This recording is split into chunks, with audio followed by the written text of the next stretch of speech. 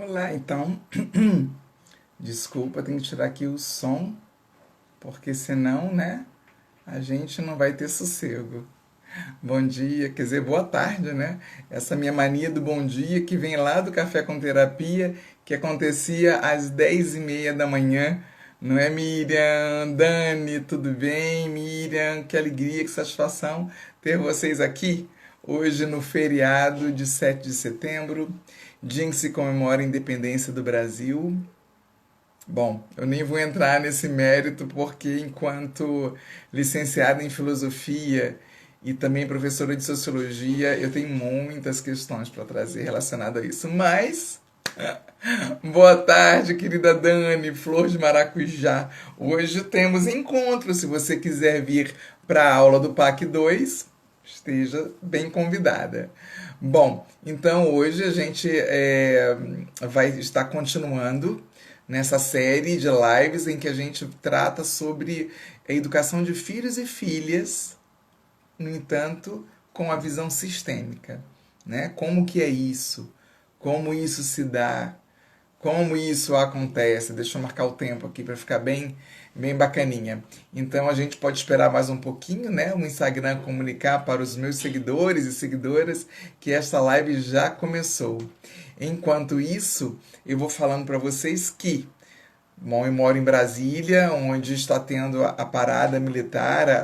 Não é pertinho aqui de casa, porque eu moro na ponta da Asa Norte e isso está acontecendo no corpo do avião, no centro. Então o barulho está tudo lá, mas está tendo um helicóptero rodando aqui, né? É natural, porque o presidente, chefe do Estado-Maior, né? É assim que fala, né? Está ali exposto, então é necessário toda a segurança. Isso em qualquer evento que acontece com o presidente da República, isso acontece. Mas eu acho que agora sossegou, deu meio-dia e meio, acho que os pilotos foram parar um pouquinho para almoçar, né? E não sei nem se já acabou lá, mas enfim. Vamos aqui cuidar do nosso assunto. Então, como eu tenho feito e como eu gosto de fazer, esses primeiros minutos eu falo sozinha. E aí, se você tiver alguma pergunta, por favor, faça. Vamos aproveitar que é aqui comigo ao vivo agora, o tete a tete, né? O olho no olho, tá bom? Então vamos lá. Hoje eu vou começar assim com a seguinte frase, né? É a frase que é a chamada do post para a live de hoje. O que pertence aos pais deve ser deixado com eles para que resolvam. Então, aquilo que nós, enquanto crianças, que nós vivenciamos, ai, gratidão pelos coraçõezinhos, quem mandou, porque aí o Instagram ajuda a trazer mais pessoas, né? Então, aquilo que nós escutamos enquanto crianças ou enquanto adolescentes de conflito com o nosso pai e nossa mãe, nós precisamos definitivamente deixar com eles. Assim como as nossas crianças, os nossos filhos e as nossas filhas, né? Precisam deixar com nós precisamos cuidar para evitar discussões na frente desses filhos ou dessas filhas, evitar mesmo para que essas pessoinhas que nós decidimos ter e que essas pessoinhas decidiram ser nossos filhos e filhas possam estar conosco não vou dizer harmonia, porque a criança, o adolescente, enfim, sente no campo energético que algo não vai bem com o casal, né? Mas sentir no campo energético é uma coisa, outra coisa é ver o quebra-pau acontecendo em casa. Ou o descuido, assédio moral, muitas vezes que um faz com o outro, não é? Então essas questões elas precisam ser muito cuidadas e precisa ter muita cautela.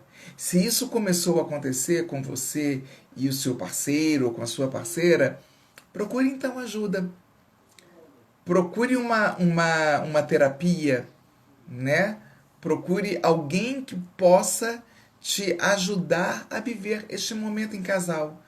Porque os seus filhos e as suas filhas estão ali inconscientemente, em algum momento, eles vão se colocar no lugar da defesa de um ou da defesa do outro. E é muito comum, muitas vezes, essa criança que presencia e que vivencia o conflito entre os seus pais, a sua mãe e seu pai, em que ela vai tomar partido da mãe ou do pai, o que que acontece? Acontece que ela vai desenvolvendo um rancor pelo pai ou pela mãe. Se ela, dependendo dependendo da, desculpa, dependendo de com quem essa criança se identificou, né? Porque inconscientemente nós vamos nos identificar com um ou com outro, né? Em função das lealdades que nós temos com uma ou com outra pessoa. Então, oi Mara, boa tarde. Então, essa criança ela vai ter essa identificação. E quando essa criança ou adolescente se identifica com um ou com outro, ela vai tentar excluir um ou outro do seu coração.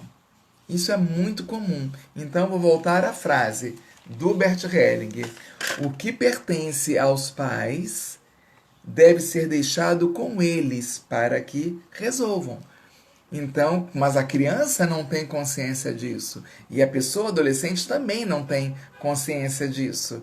De que a criança vai ter consciência, eu preciso deixar que meu pai ou minha mãe resolva. Não! A criança não vai, ela não tem essa consciência, ela não tem nem essa maturidade para conseguir discernir esse tipo de coisa, né? E aí então a pessoa, né, a criança, eu acho que eu estou tendo problema com a conexão, tá todo mundo conseguindo me ver e ouvir, eu estou vendo os coraçõezinhos subir aqui, então eu acho que tá dando certo, né? Vamos continuar. Então essa criança, como ela não tem essa consciência de discernir isso, o que, que vai acontecer com ela? Ela vai carregar para a vida adulta. E carregando para a vida adulta, que somos nós, hoje, ou as nossas crianças, tá tudo bem, Miriam? Então tá bom, obrigada. Tá tudo bem, tá ótimo, obrigada. Então essa criança que ela vai levar, que somos nós, né, pessoas adultas hoje, que nós temos junto em nós, em nosso inconsciente, uma criança que presenciou conflito entre pai e mãe, o que é que vai acontecer com a nossa pessoa adulta? Vai pular na nossa frente sempre essa criança, né? Essa criança ferida, magoada. Aí vem o famoso tratamento, né? Que tem tido ultimamente, que eu estou adorando, que é cuidar da sua criança interna. Muito bem, nós enquanto adultos, enquanto adultas, e as nossas crianças? E as nossas filhas e os nossos pais? Como é que nós vamos garantir, entre aspas, que eles ou elas não serão afetados? Não dá para garantir.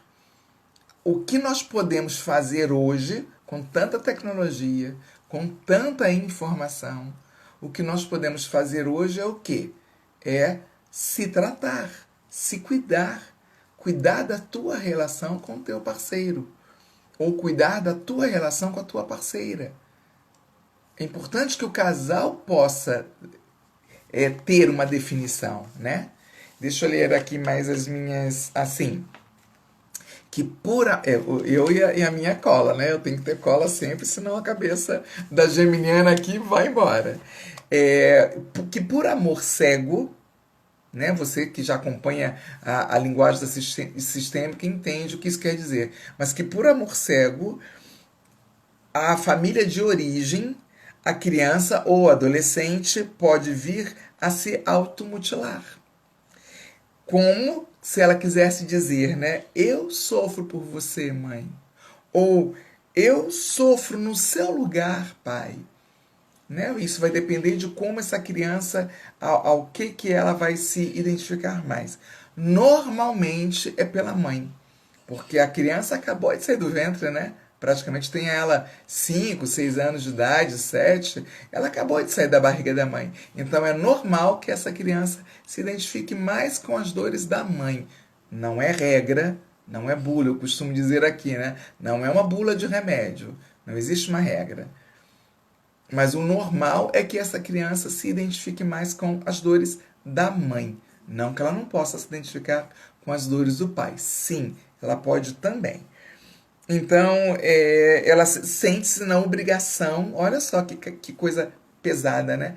Essa criança ou adolescente, ela se sente na obrigação de carregar a relação tumultuada deste pai e dessa mãe. Olha que peso nas costas dessa criança.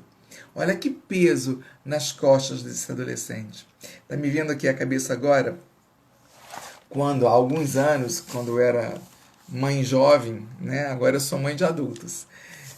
Quando eu era mãe jovem nessa cidade, em que estava tendo uma moda, uma infeliz moda, de adolescentes se vestirem de preto, eram chamados dark, né? E eles iam para um shopping center aqui de Brasília, que é o Pátio Brasil, é muito alto, praça de alimentação é lá no 10º, 20º, sei lá, 20º andar, é muito alto. Eles iam para lá e eles pulavam. É impossível, eu não consigo, eu vou conseguir com que isso não aconteça, eu enquanto mãe. Nem sempre, né? A gente faz daqui, a gente faz dali, a gente aperta e afrouxa na educação, porque a educação é isso, né? É puxar o freio e afrouxar um pouquinho, mas antes de tudo, de qualquer coisa, poder olhar nos olhos e poder ter diálogo com esse adolescente e com essa criança também. Porque isso fica um fardo muito pesado para ela, né? Fica um fardo. Fardo é pesado mesmo, né? Em que ela vai. Ela pode vir a automutilar, se automutilar. E como eu falei ontem, né, eu tive uma aluna em Porto Alegre, do 8º ano, que ela entrava no banheiro para se cortar e cortava com estilete as coxas também. Ela estava vivendo uma separação do pai e da mãe muito conflituoso. Então é possível que essa jovem adolescente ou essa criança, ela entenda que ela sente que ela pode ficar no lugar da mãe, e mãe, e se eu puder ficar no seu lugar para você não sentir essa dor? Ou pai, e se eu puder ficar no seu lugar para que você não beba tanto e chegue em casa tão alcoolizado? Ou, se for a mãe, a mesma coisa. Então, isso tudo está no plano inconsciente que essa criança e esse adolescente capta e percebe e sente. Eu também anotei aqui, antes da boa tarde para Carita. Carita, acho que é assim que fala, né? Seja muito bem-vinda. Eu também anotei aqui que talvez ela, né, a criança, não agrida o próprio corpo com mutilações ou algo do gênero. Quando ela se coloca num lugar em que não lhe pertence, ela então fica fora da ordem. Como é que é isso? O que eu quero dizer com isso, né? Quando a criança ela se coloca fora da ordem, é o quê? É quando ela quer, então, ela vê tanto conflito entre o pai e a mãe, que ela quer, então, tomar decisões pelo pai e pela mãe, que ela quer, então, se meter, né, na vida. Eu conheci uma família assim, uma família em que a filha adolescente, ela apanhava muito desse pai e dessa mãe, ela não podia fazer nada, que apanhava, e ela via o quanto a mãe também estava sofrendo na relação com o pai. Ela, enquanto a terceira filha dessa família, ela entrou no lugar da mãe. Então ela dizia na cara do pai dela o que ela pensava. com agressões, né? E como para a mãe também. Então, hoje, isso foi na minha adolescência. Hoje, enquanto adulta, enquanto terapeuta sistêmica, eu consigo entender e fazer essa leitura. Essa pessoa, ela saiu do lugar dela de filha e tentou ocupar o lugar dela, o lugar da mãe ou o lugar do pai. E quando essa criança ou adolescente sai do seu lugar de filho ou de filha, como dizia minha avó, destrambelha tudo, né? Tudo fica fora da ordem. Bert Helling traz pra gente assim, sem ordem não há amor. Né? É uma frase dele que eu até escrevi no meu quadro mural. Sem ordem não há amor. Precisamos de estar em ordem internamente. Professora Solange, muito bem-vinda. Precisamos estar em ordem internamente e em nossas atitudes também, para que o amor que vê exista. O que é o amor que vê? É o amor que vê a coisa como realmente é. Não um amor que seja envolvido de ilusões. Aquele amor que a gente idealiza um pai, idealiza uma mãe.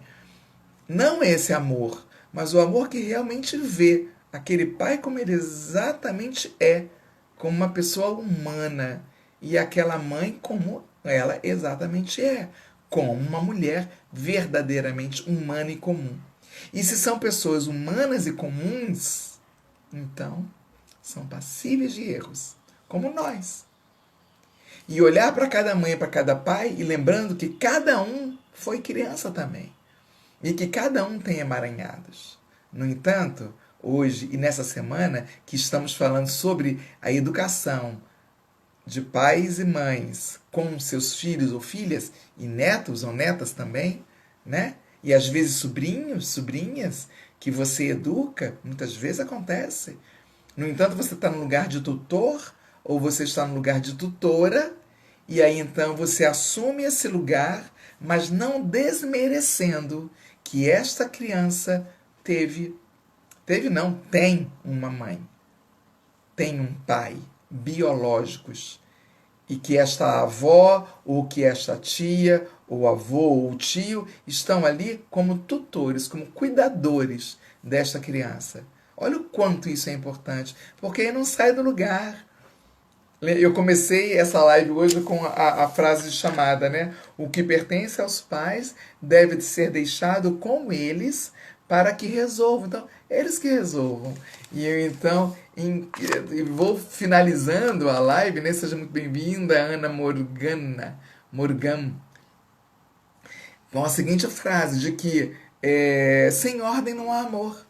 Então precisamos estar na ordem. Qual é a ordem? O meu lugar enquanto filha, o meu lugar enquanto filho, enquanto mãe, enquanto pai.